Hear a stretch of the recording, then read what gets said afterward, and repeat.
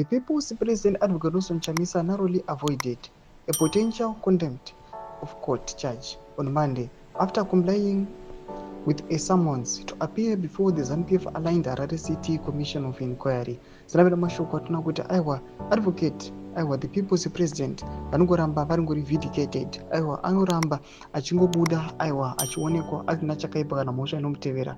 Subscribe or like or turn on the bell icon. Timida panapa the move that the regime was widely seen as a calculated trap engineer his arrest. Chamisa was summoned to testify before the retired Justice Matthews Cheda during the inquiry, ostensibly to shed light on alleged corruption and mismanagement within the Harare City Council. While the nation grapples with corruption, economic decline, and deteriorating public service, the government appears more interested in political vendettas. As Chamisa aptly summarized in a statement on X, formerly Twitter, another closer waste of public funds, another sham exposed. Zimbabwe deserves better.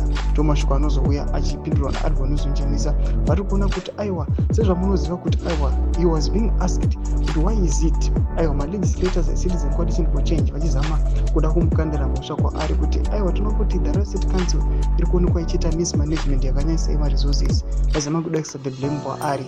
Panapa anobuda panapa achidraw a conclusion achiti this is another cause of waste of funds. Vakomana ma-legislators nevakomana the regime vari kuonekwa vakaoccupy ma-positions.